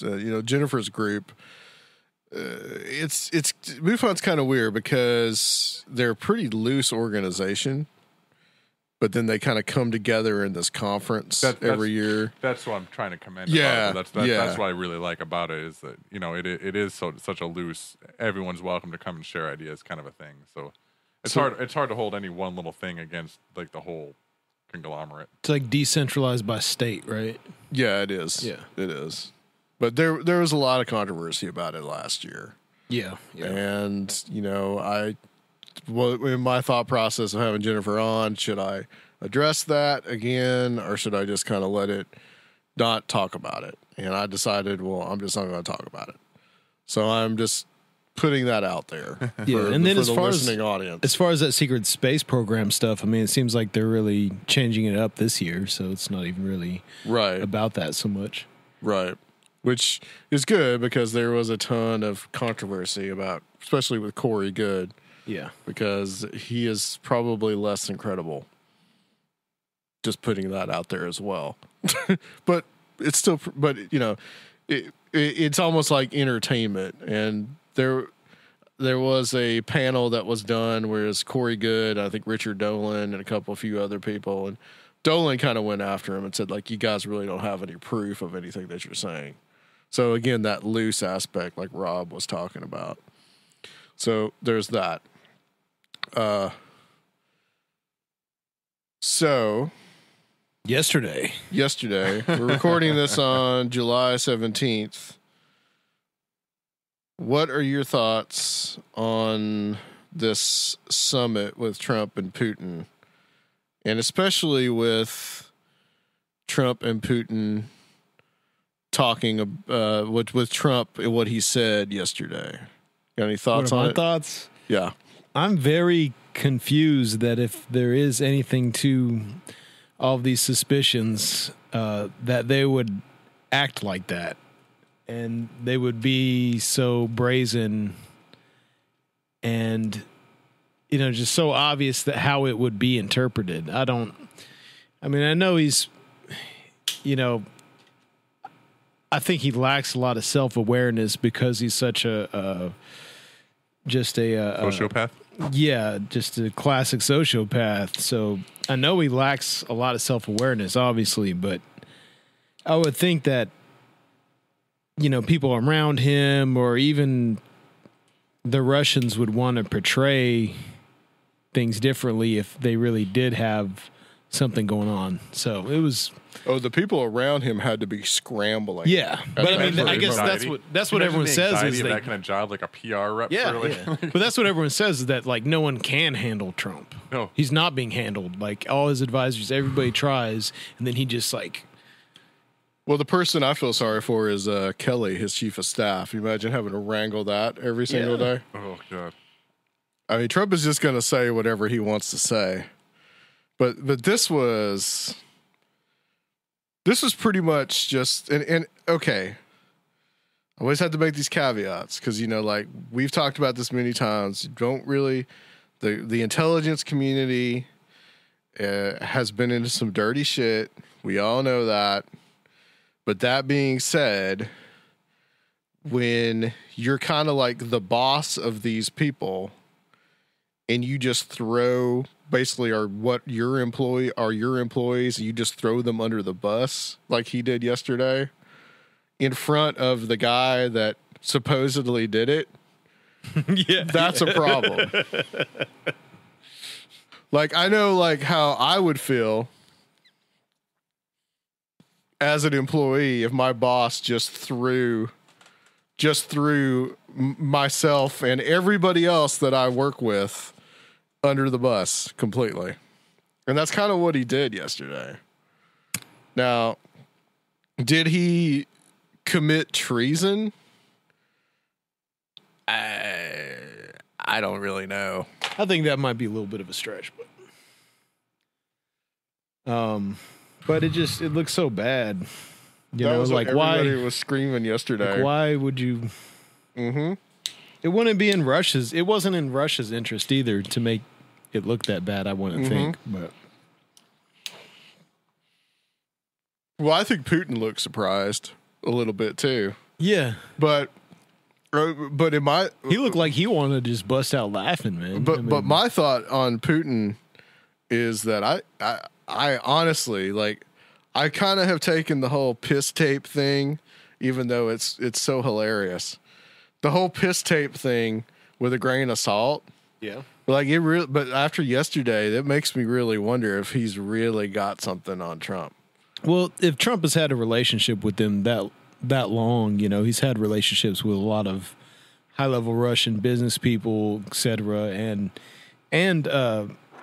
he's been on Putin's radar for so long, and he's obviously really ambitious and wants to get into politics. So if Putin's from that KGB world, you start grooming people, you start amassing blackmail on people, at the beginning. You don't wait until they're, if they see potential, they'll just start. So yeah, I'm sure, with some of the friends that Trump has had, I'm sure there's plenty of shit you could come up with.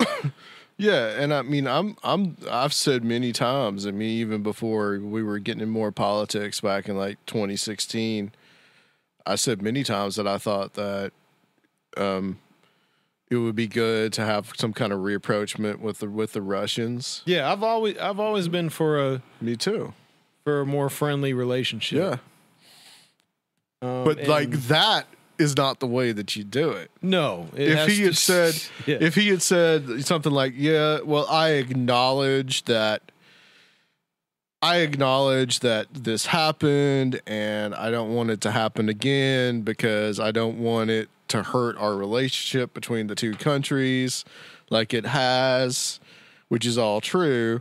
If he had said something like that, still strong, but at the same time diplomatic, which Trump isn't diplomatic. Let's just, put that out there. But if he had said something like that, then, we're gonna learn to put us behind us, but we're watching you, make sure you don't do this shit again to us.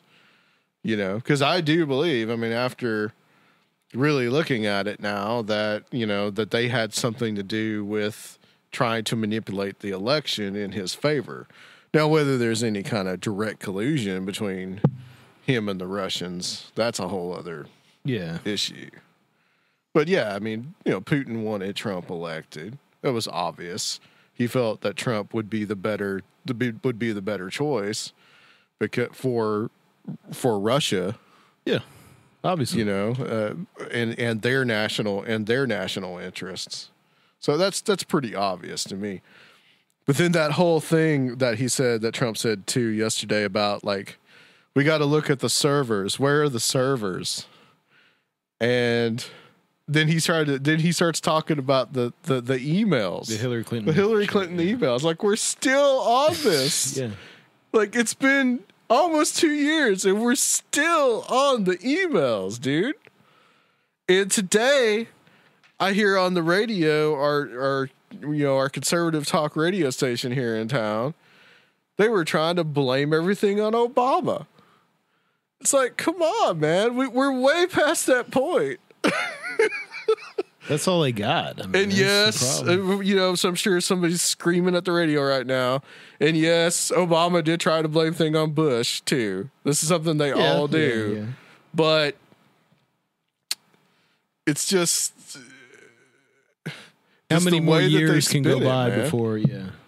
Oh, and I sent you yesterday, Sir Phil, that video of the guy just freaking out, calling Trump treasonous and all this kind of stuff. Yeah, he was a pretty angry veteran. Mm-hmm. And he made the comment that Trump is, pretty much a big distraction. Like, if you look at it, the 1% now are just completely and totally out of control because Trump is the number one thing people are talking about. And Noam Chomsky has made that same point, right? That Trump is the big distraction, that what we have is a bunch of people that are really behind him, that represent the really top elite class, that are just basically partying while Rome, or fiddling while Rome burns, essentially. What do you think, Rob? Well, I don't know much about the current situation because, as usual, I've been living under a rock. But it's probably a good thing, man. Honestly, it's everything I have to hold myself together on a day-to-day basis these days. I can't handle much And that's Facebook true for politics, most people, but- man. That's true for most people. Everybody has their own problems. Most people are getting really tired of hearing this stuff day in and day out. But I can speak to trends and systems, and I think that's a very obvious and very natural way that America would be headed and probably is headed, is just, pulling a little more from the poor, giving a little more to the elite, because that's been the trend for a long time. And behind the scenes, you've got these corporations, these huge, overly powerful, overly involved in government corporations that I've been buddies with our current president for a long time, and he has the same interests that they have. I mean, it's kind of an obvious, natural thing that that's what's going to happen. And I wish that the spotlight was more on that than on, Trump said covfefe on Twitter or something. Right. Well, what stupid shit did he say today? One of the other things that I love on Facebook, people will post these things up like Trump is going to kill the gray raccoon in this area. He's like, this policy is going to kill this endangered species of cute animal. Like, what the frig is that, man? But to your point, I want to read this. I'm going to read a little bit of this. I'm not going to read the whole thing. But this is something that Dr. Future keyed me into. And it's an article called Survival of the Richest. The Wealthy Are Plotting to Leave Us Behind. And it has a picture here of Rob's hero right next to a picture of Elon. Mars. Nice. Good old Elon. But this is interesting. So this is last year I got invited to a super deluxe private resort to deliver a keynote speech to what I assumed would be 100 or so investment bankers. It was by far the largest fee I had ever offered for a talk, about half my annual's professor salary, all to deliver some insight on the subject of the future of technology. I've never liked talking about the future. The Q&A sessions always end up more like parlor games where I'm asked to opine on the latest technology buzzwords as if they were ticker symbols for potential investments. Blockchain, 3D printing, CRISPR. You guys heard of CRISPR? CRISPR is like it's like a do-it-yourself kit where you can manipulate DNA. Yeah.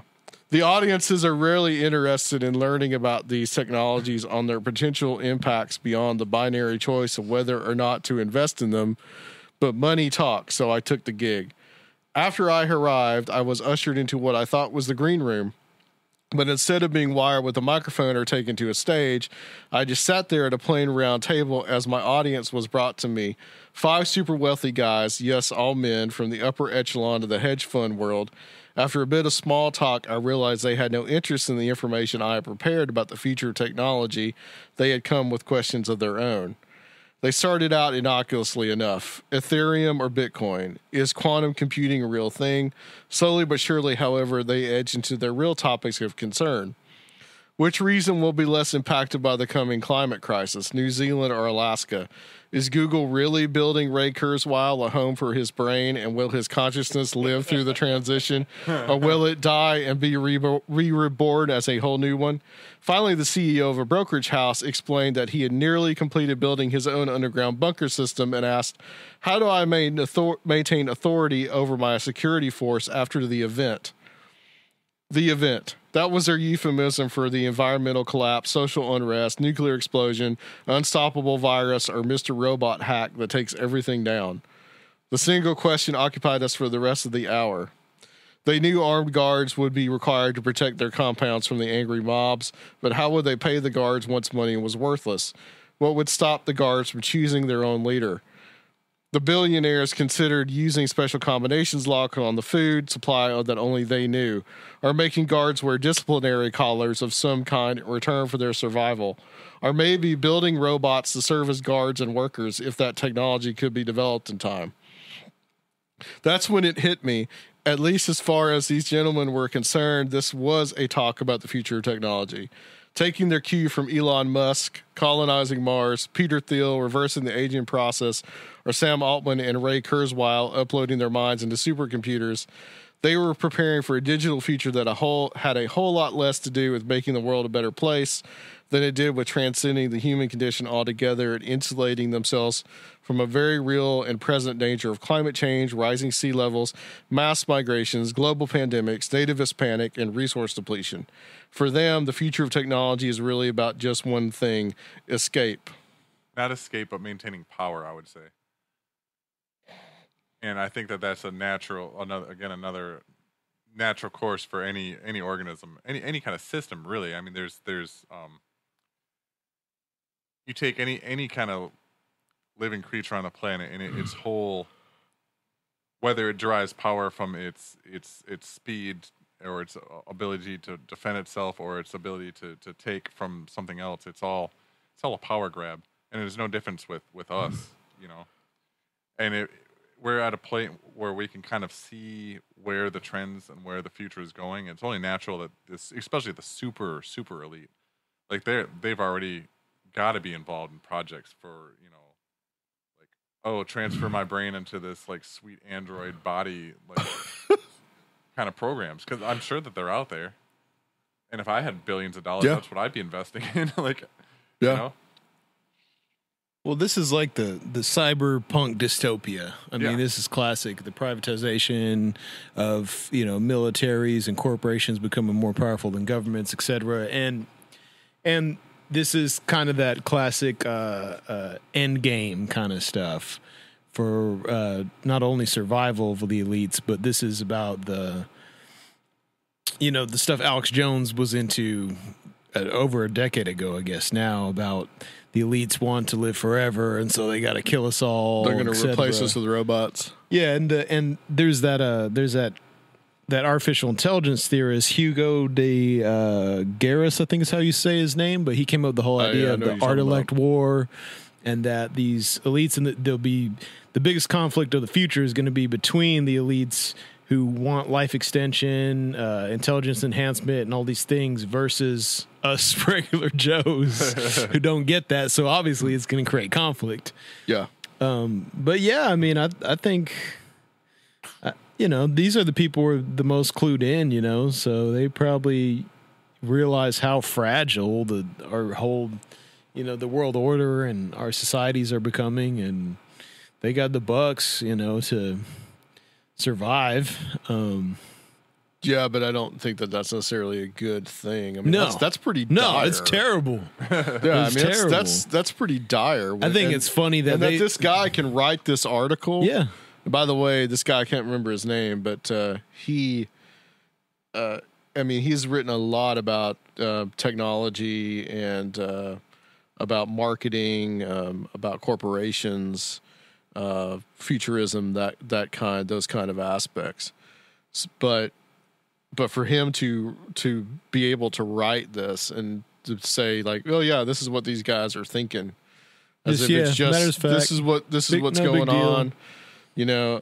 I when Mike sent this in an email to everybody, and my first initial reaction when I kind of read it was like, isn't this basically the plot of Atlas Shrugged?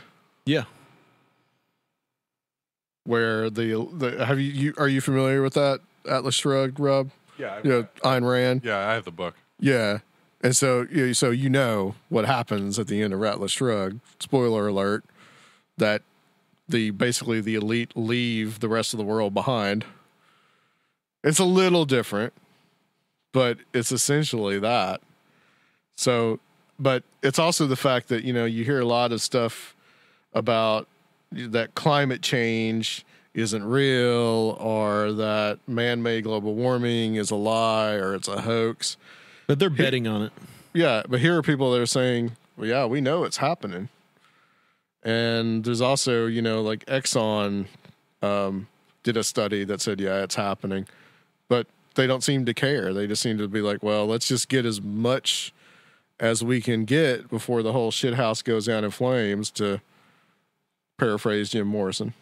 Well, think about it. It's also it's the end of, we really kind of have a very existential, selfish elite. And in the past, even though the various elites, have done terrible things, I think there was a culture of this kind of nobility culture of feeling like they were responsible for society and feeling like, even like the WASPs here, they have certain, patronages, and they had airs of being caretakers of society, etc. But now I think these people, and they're a lot of them like Elon Musk. I mean, these are like new rich people. Yeah.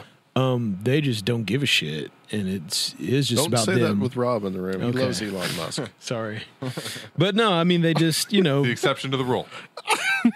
He's one of the good ones. Yeah, he's going to he's try one to of the take good ones. everybody. Yeah, right. He's going to come get Rob on the way to Mars. Got a seat on his rocket. But I don't think there's that culture anymore. Maybe that was just a left over from really old times, but I don't know. But I think They don't seem to care. Yeah, and they don't seem to see that we're part of the greater whole. And later on in this article, that's kind of where this author goes with this, is that he says, well, if we try to accentuate some of these human aspects to technology, then we might build a better world. But he says but these guys, they just don't seem to really get that. They want to just have an escape plan in case everything goes south. I mean, what are they going to do, man? The thing is, put shock collars on their guards. Some bubbas, out there are going to be the ones that are going to survive, not these guys. You know what I mean? These are delusions of grandeur. I mean, what? They're mercenary. Oh, I got a mercenary army. But yeah, then what if when money doesn't matter? What if, all these old things are going to matter? Or big solar flare comes and knocks out all the technology. Yeah. So it's all down to who knows how to grow a garden and who knows how to Yeah, it's going to be real stuff. Like, right. I don't think these people are going to be able to survive.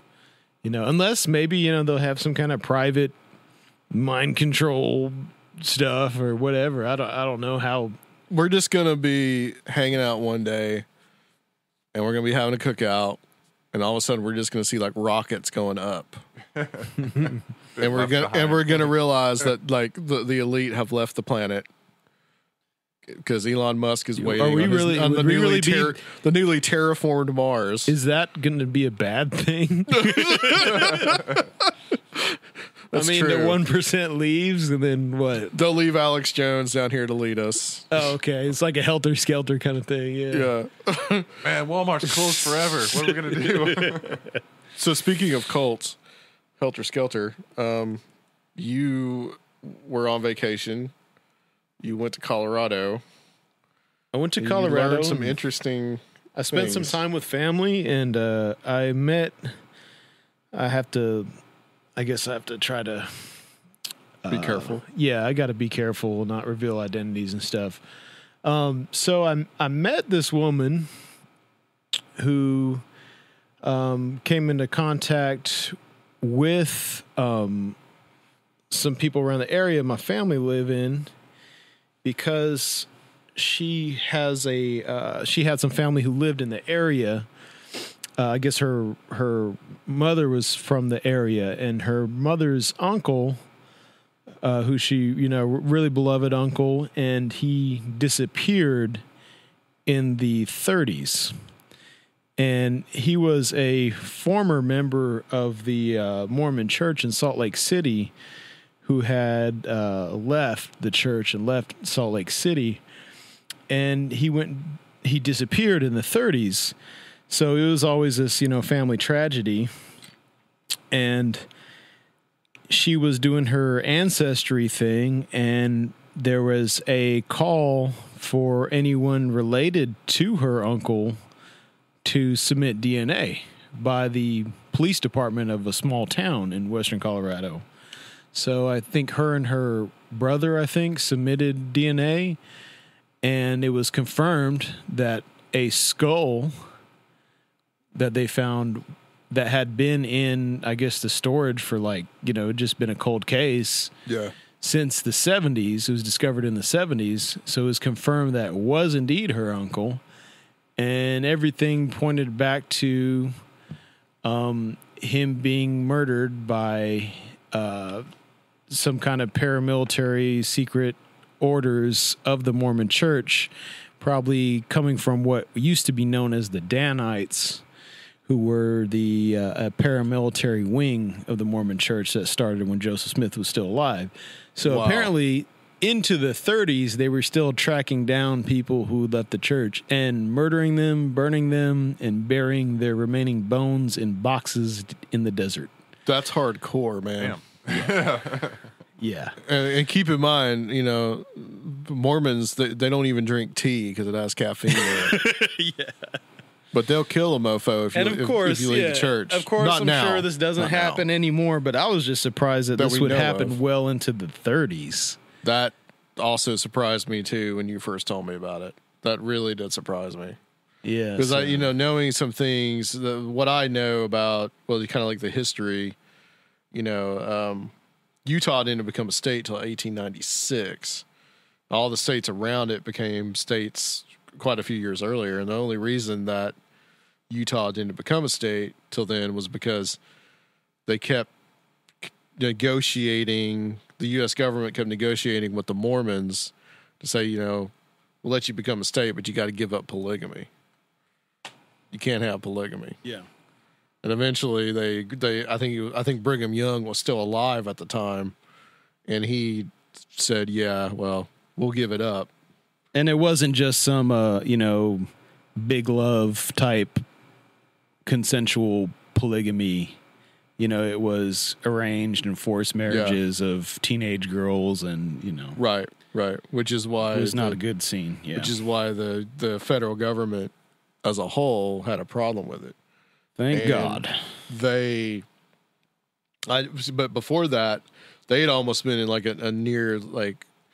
There had been like a small scale war that was going on between them and the federal government. There was a few different times that kind of happened, And that's an interesting history. It was pretty interesting, and then I also went to. We stayed on Grand Mesa, which is the largest flat top mountain in the world, and apparently there's a lot of Thunderbird lore.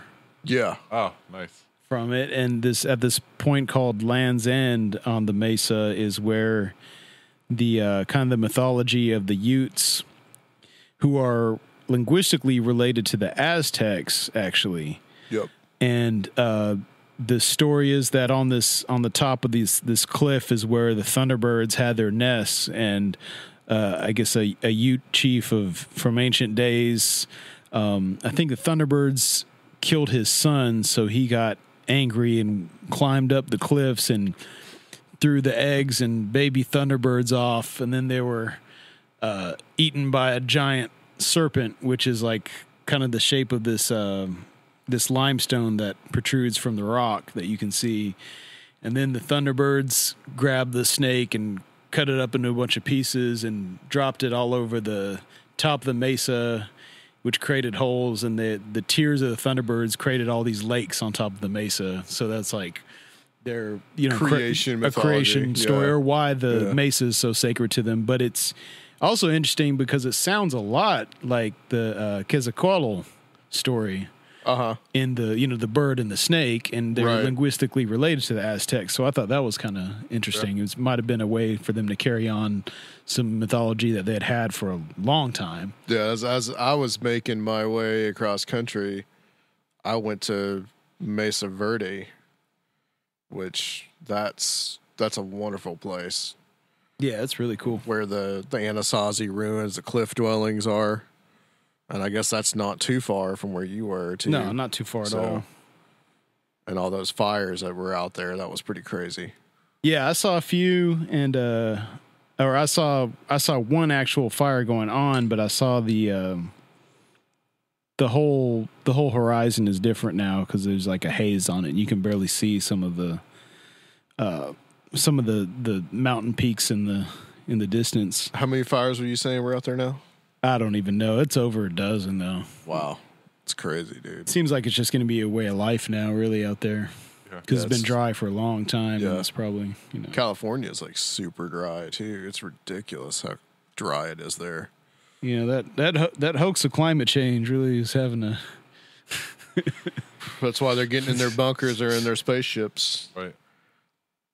All right, Musk, talking to you. Yep. Come on, Elon. Let's on that rocket. Yeah. You like Conspirinormal? You guys are gonna need podcasts up there. I'll fix your stereo. Yeah, Rob can do it. He's useful. unlike me. All right, Rob. Well, next time we do have Joshua Cutchin on, and I know I said that 2 shows ago. We kind of, if you didn't notice, we released the shows a little bit out of order, but we're a little out of whack. We'll get it back. But if you didn't notice, then fine. Now you know. Now you know. But we do have Joshua Cutchin coming on the show to talk about his new book, Thieves in the Night, and we're actually going to be recording that tomorrow. Scary. So, yeah, very interesting, very dark material, especially for him. Yeah, it is. Rob, can you tell everybody about Patreon? And we gotta get some patrons. We gotta get some stuff up on Patreon. Yeah, we're about Patreon. due. Yeah, we're overdue for some stuff. But if we've got plenty of material there already, lots of bonus episodes and other various tiers of stuff, wallpapers, and we got some T-shirts left. We're gonna print some new ones. And if you want to support the show, it's a great way to do that. You can go to patreon.com/Conspirinormal. You can subscribe there. You don't want to subscribe because you don't want a monthly bill. I totally get that because I couldn't afford it either. But you want to contribute to the show, you can do that at our website at Conspirinormal.com, do a one-time contribution.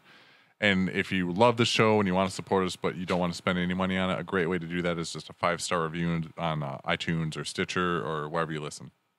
That's right, because... Email us. Please email us at conspirinormal@gmail.com. Yep. And if you don't send us money through Patreon or donations, we're going to have to start advertising razors or whatever else podcasters advertise. Buckets of food. And buckets of food. And we're going to have to get with Jim Baker. Survival buckets. That doesn't sound too bad, man. Yeah. That survival gas masks. I guarantee you that survival bucket will probably do you better than the broccoli and cheese survival bucket. Than a spaceship. Or life extension. And once you're done with the bucket, you can turn it up. You can use it for for the leavings. So you have buckets of poop all over your house. All right, that was profound. Join us next time, guys, on Conspirinormal. Buckets of food. This to me is like the really fascinating material. We don't know what the answer is, but we're looking for patterns. I think we're looking at kind of a type of cosmic alchemy. The story slowly grew into business. But still, a lot of people don't know that this technology actually exists. The possibilities here are pretty mind-boggling. We can't just believe that it was the work of these lone troubled individuals. Like a conspiracy theorist would look at that and say, well, the Illuminati or somebody planned this right in advance. Or is that by design? Because there is an ancient site there, or were these ancient sites built on places of power? We're getting into bizarre areas of relationships that you really have to invest the time to start peeling back the onion. Do you remember the goat? I don't remember the goat. No. I think that These secret societies, and their knowledge they were preserving of what's in these what you had there was the detonation of a 15 megaton cosmic missile. Bring me a cookie.